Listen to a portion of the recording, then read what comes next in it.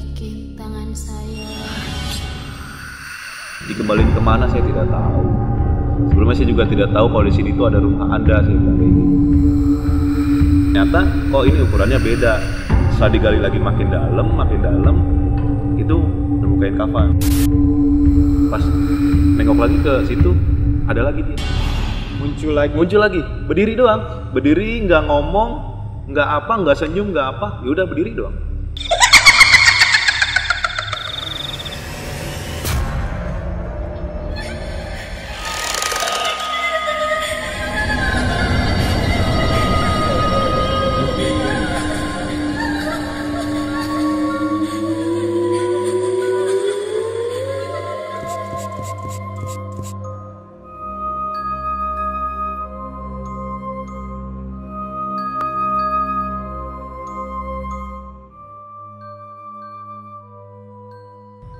Ada satu kejadian lagi sama sosoknya itu, si cewek itu yang pakai kebaya itu. Si cewek yang kebaya itu malam.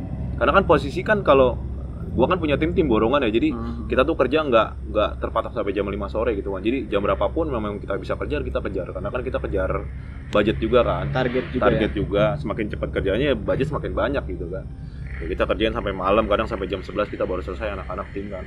Ya udah kita kerja, ketemu lagi. Cuman yang gua heran tuh kenapa dia tuh tetap di posisi rumah Boplangan pertama gitu. Yang sama di situ. Dan jamnya cuman beda. Kalau ini tetap malam. Masih malam. Setelah jam 9-an deh.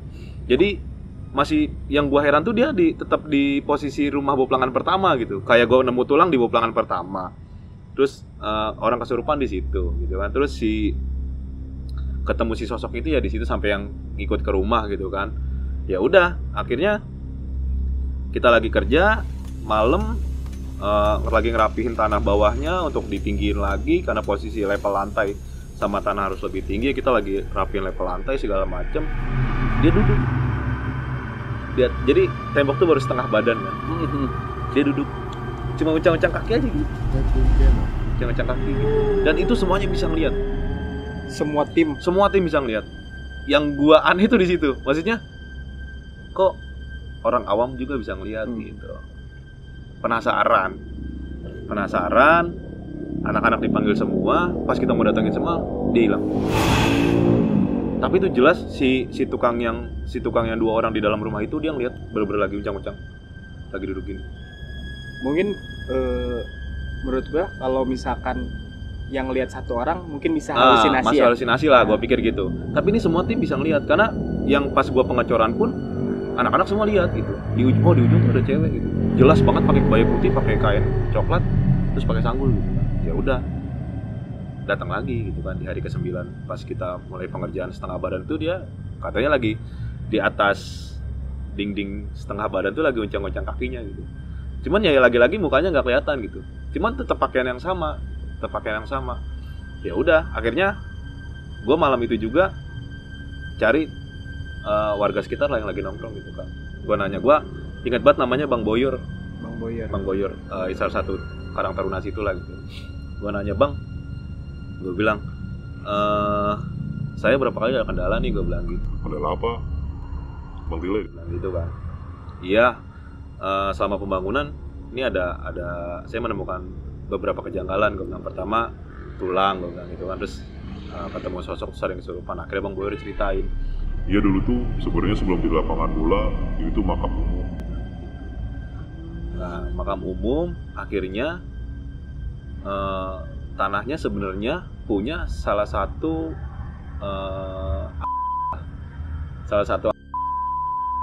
itu gitu kan. Cuman orangnya udah pindah tugaskan ke Jakarta gitu.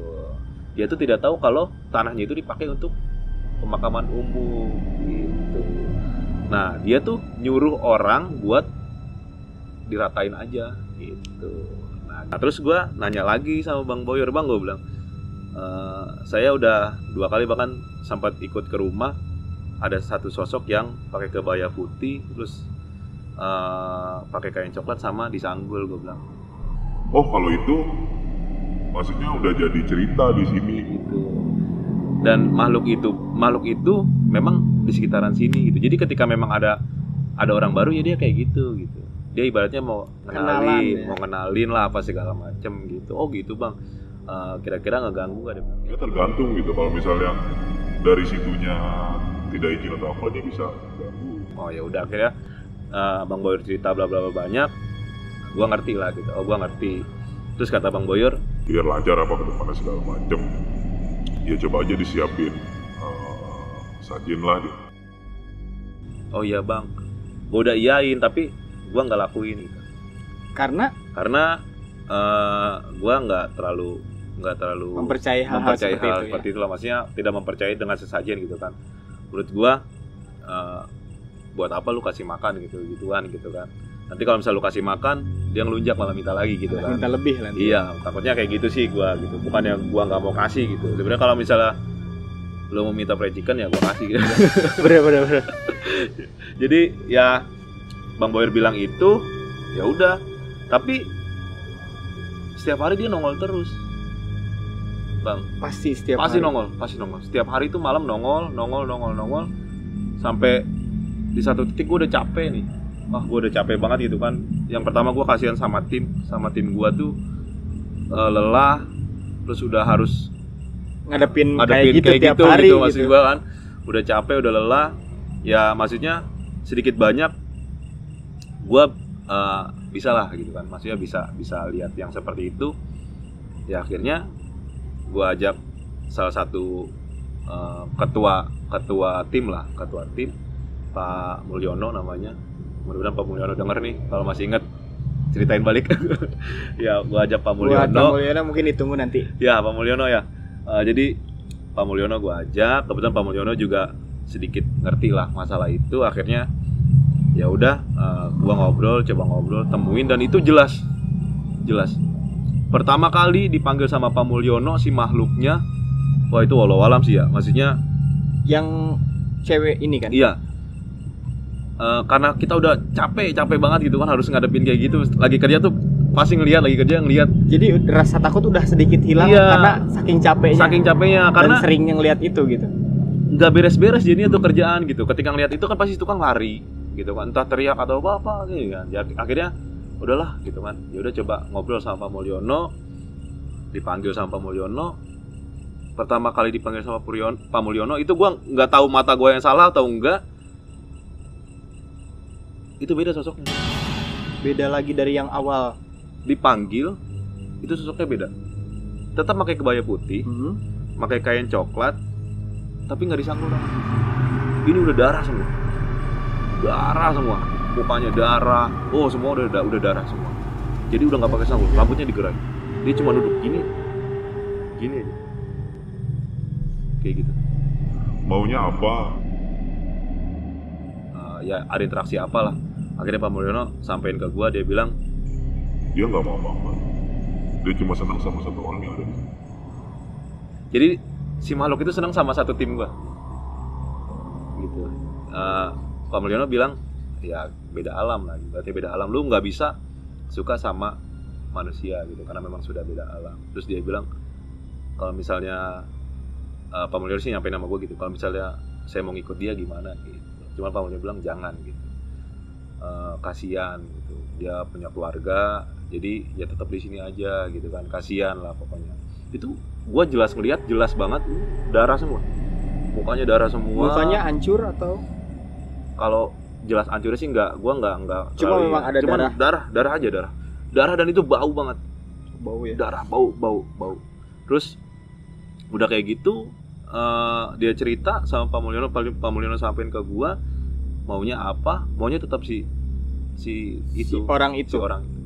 Akhirnya dipanggil orang itu, terus dibawa ke belakang si orang itu sama Pak Mulyono.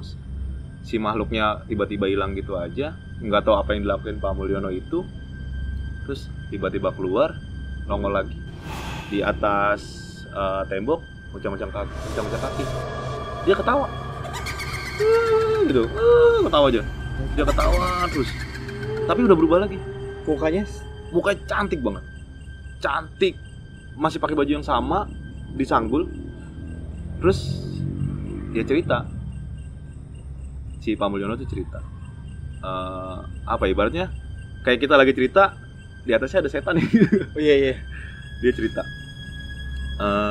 dia tuh matinya kelindes sama mobil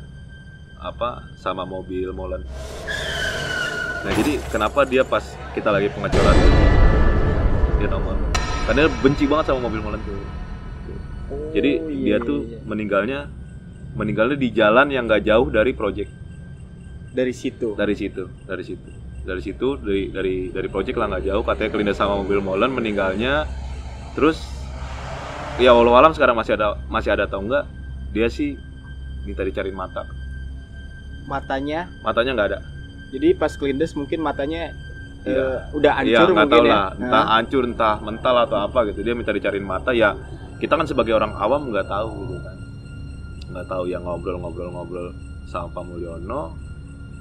Terus dia masih tetap kekeh mau sama si cowok yang tadi. Si tukang itu. Terus akhirnya ya emang gua sompral sih waktu itu. Gua bilang udah daripada sama dia mendingan sama saya aja. Gua bilang kalau mau ikut sama saya, dia bilang gitu. Sama gua bilang kayak gitu. Terus hilang lah dia. Nggak ganggu lagi. Udah hilang pas malam itu hilang. Oh hilang. Udah beres lah. Mungkin Pak Mulyono bilang ya udah kita anggap udah beres aman gitu kan. Ya udah gua bilang Pak udah agak malam saya balik. Gua balik. Pas balik di jalan kok sebelum sampai rumah gua rasa gua bawa motor berat nih gitu. Gua bawa motor berat. Gua nggak berani, maksudnya gua nggak punya pikiran ada apa-apa, enggak lah, gua positive thinking aja apa ban bocor gitu kan. Gua berhenti dulu di pinggiran, gua cek oh ban aman gitu kan. Pas mau sampai tikungan ke rumah, gua ngeliat spion, jelas ya ada dia gitu di belakang motor gua. Terus gua sempat bilang ya kalau mau ngikut nggak apa-apa, nggak usah ganggu, tapi gua bilang kayak gitu kan. Ya udah turun dari motor, lagi-lagi pas gua mau mandi dia nongol. Si cewek itu ada lagi gitu kan. Cuman gue bilang ya udah kalau mau ikut nggak apa-apa, gue bilang masing-masing aja tapi jangan ganggu, gue bilang gitu kan. Setelah gue bilang itu hilang. Ya gue seperti biasa gue mandi malam. Selama di malam ya udah rutinitas biasa gue mau tidur lah gitu. Gue istirahat tidur. Tiba-tiba jam 2:30 pagi tuh gue kebangun karena kebetulan rumah sama tetangga tuh nggak nempel banget sih, cuman deket lah gitu kan. Teriak-teriak gitu kan. Gue bilang aduh kenapa sih ini gitu kan, berisik banget. Gue pikir paling berantem kali gitu kan sama suaminya karena kan sudah berkeluarga gitu kan, sudah suami istri. Gue pikir berantem kali sama suaminya gitu, teriak-teriak. Cuman kok nggak lazim nih suaranya gitu, teriak-teriaknya sampai kayak gitu kan. Akhirnya gue keluar dong. Pas gue keluar ternyata udah ramai tuh tetangga semua. Nah gue tanya sama teman yang di situ, kenapa? Gue bilang nggak tahu nih, kesurupan. Dia bilang kesurupan jam segini? Gue bilang gitu. Iya jam 2:30 nih, dia bilang gitu, 2:30 kesurupan. Ya udah akhirnya coba gue cek ya, gue bilang kayak gitu kan. Ya udah akhirnya gue penasaran lah, gue masuk gitu kan. Gue tanya sama suaminya, kenapa mas? Gue bilang gitu. Nggak tahu, tiba-tiba lagi tidur terus teriak-teriak, dia bilang teriak-teriak, nangis, dia bilang gitu.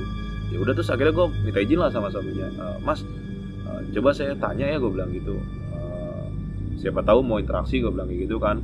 Ya udah akhirnya gue masuk ke dalam, stop teriaknya dia, stop teriak, cuma melotot aja matanya.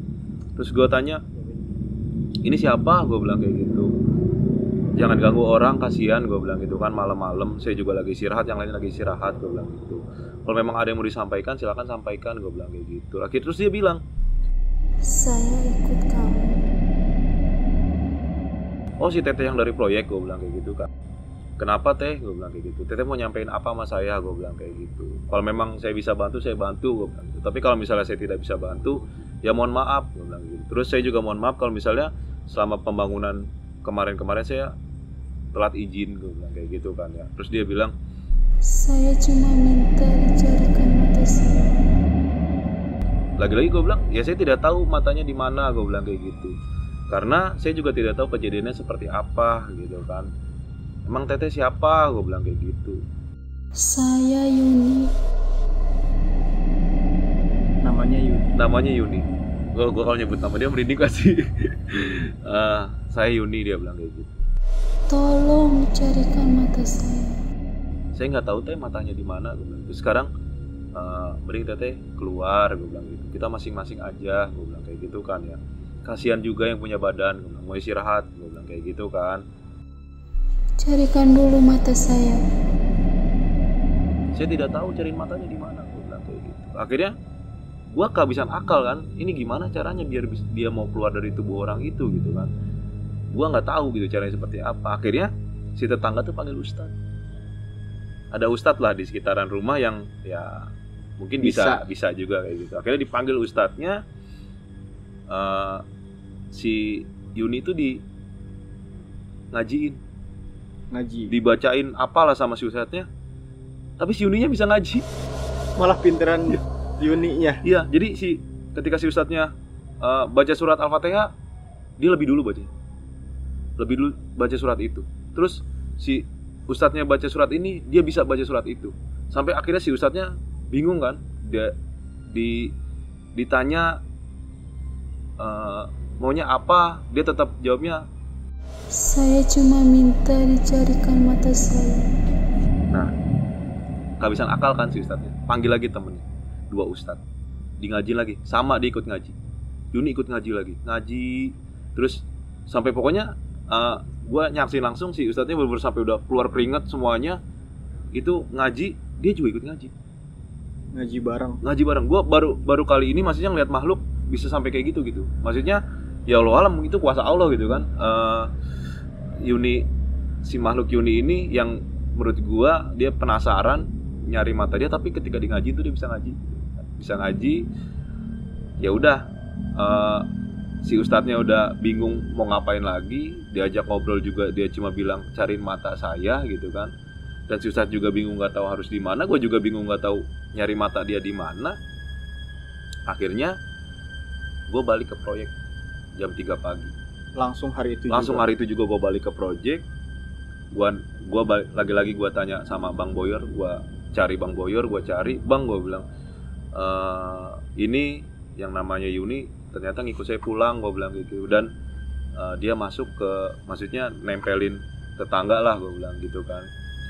Pembicaranya sama, gue bilang dari yang pertama tuh dia tetap masih bisa dicariin mata, gue bilang kayak gitu. Biasanya kalau misalnya ada orang yang kemasukan Yuni, apa yang harus dilakuin, kayak gitu. Akhirnya Oh ya udah ikut. Bang Boyer ikut ke maksudnya gue disuruh ikut Bang Boyo. Oh, ikut Bang Boyer. Diajak gue ke rumah kakek-kakek. Itu kakeknya Si Yuni. Si almarhum Yuni. Nah, datang ke rumah kakeknya jam 3 pagi. Gue bertamu ke rumah orang, ngetok-ngetok rumahnya sambil komunikasi juga di sana. Yuni nggak mau keluar. Yuninya nggak mau keluar sama sekali kalau matanya belum ketemu. Kan gue pikir kasihan sama yang punya badan kan, karena nyiksa pasti nanti energinya bakal terus keambil ya, kekuras sama dia. Gue datang ke rumah si kakek itu. Akhirnya ya si kakeknya cerita gitu. Jadi ya kisah awalnya ya kayak gitu. Yuni itu tadinya anak pesantren. Semasa hidupnya Yuni itu anak pesantren. Nah, si bapaknya itu kiai pesantren itu. Kenapa Yuni bisa sampai meninggal itu? Katanya gara-gara mau dijodohin. Dia mau dijodohin sama laki-laki, dia nggak mau. Dan Yuni itu salah satu santri terbaik lah di situ gitu, untuk ngajinya apa segala macam. Nah, kata kakeknya dia nggak akan mau keluar gitu kalau nggak sama kakek gitu kan. Ya udah diceritain lah sama kakek kisahnya sampai dia meninggalnya pun gitu kan. Itu si kakeknya bilang ya Yuni pasti bakal nyari matanya terus, karena memang matanya tidak ada gitu. Terus pas Yuni mau dimakamin pun ya memang matanya memang nggak ada matanya, nggak ketemu matanya gitu. Ya dia tetap cari matanya. Dia tuh maksud kakeknya, dia tuh pengennya sebenarnya utuh. Dia tuh pengennya utuh gitu. Karena masih ada yang belum selesai, akhirnya dia ya kayak gitu cari-cari. Datanglah kakeknya, Yuninya nangis, tetap bilang sama kakek seperti itu. Saya belum tenang kalau mata saya belum ketemu. Kalian semua mau ngeluarin saya dengan ayat apapun gak akan bisa. Tapi ya walau alam gitu maksudnya. Gue seumur umur baru lah maksudnya lihat orang kesurupan, tapi si makhluknya bisa ngaji lebih pintar dari ustadz yang memang kita ajiin gitu. Terus kakeknya datang, terus kakeknya bilang tinggalin kita berdua. Ya udah, ngobrol apa nggak tahu, akhirnya keluar. Akhirnya kakeknya keluar, udah selesai, dia bilang udah beres. Bilang sama gua, Mas dia bilang gitu, kalau misalnya besok mau ke situ lagi dibawain bunga ya, dia bilang kayak gitu. Soalnya di situ emang makamnya Yuni, dia bilang gitu. Oh iya kek, gue bilang iya kong, gue bilang gitu. Karena jadi kondisi makamnya itu ya itu di bawah Boplang yang nomor 1 itu, rumah yang nomor 1 gitu. Jadi di situ tuh ada makam si Yuni sama si nenek itu gitu. Kalau si nenek itu kan yang tadi gua cerita memang rumahnya dia keuruk dulu kan, zaman dulu banget gitu kan kisahnya. sebelum kisah Yuni. Sebelum Yuni. Nah, jadi ya mungkin di situ ada makam Yuni. Ya akhirnya ya besok paginya gua beliin bunga lah. Gua taburin bunga di situ. Tapi memang setelah itu Yuni nggak nongol lagi. Tapi nggak tahu kenapa itu proses pembangunan rumah itu susah dan lama. Satu rumah itu dari 10 itu satu rumah itu yang susah gitu pembangunannya. Nggak selesai. Yang lainnya udah mau naik genteng, yang itu masih setengah badan aja. Entah ada aja tuh. Entah udah mau naik ke atap, mau bikin sofi-sofi nih, segitiga rumahnya itu rubuh tiba-tiba. Gitu. Sampai akhirnya kita ngelakuin segala cara pun sampai rumah itu baru jadi, dan ya udah sekarang rumahnya udah jadi. Terakhir dapat kabar yang rumah itu belum laku sampai detik ini. Sampai terakhir minggu kemarin gua ke sana, gua iseng coba mau ke sana gitu kan main. Ya rumah itu memang masih belum laku. Dari 40 rumah yang gua bangun cuma satu rumah itu yang belum laku. Gua nggak tahu kendalanya apa, ya mungkin karena memang hawanya kali ya gitu. Jadi ya itu sih pengalaman gua sebenarnya. Pengalaman gua ketemu sama makhluk yang benar-benar jelas seperti itu, dari mulai dia nampilinnya pakai adat Jawa, dari mukanya berdarah semua sampai dia sebutin namanya, dan ya itu pengalaman gua yang gak bisa gue lupain.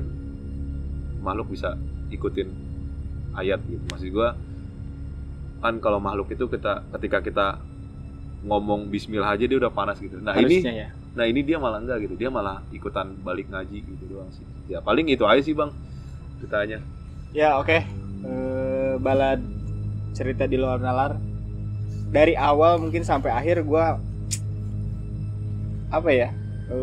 nggak berhenti merinding. Yang pertama itu, yang kedua memang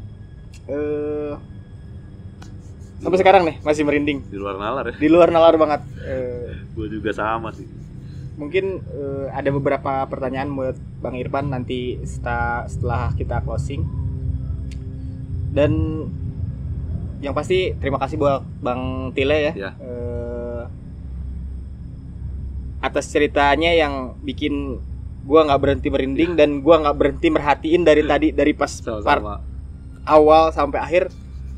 Ya, sumpah. Gua cerita merinding banget Bang, sumpah. Kalau diulang-ulang. Itu sih. Buat teman-teman balad cerita di luar nalar, satu mungkin pesan dari gua, setiap kalian ke tempat baru ataupun kemanapun lah, yang pertama mungkin jangan lupa permisi dan izin. Karena yang hidup di dunia ini nggak cuma kita aja sih. Itu mungkin pesan dari Bang Irfan apa?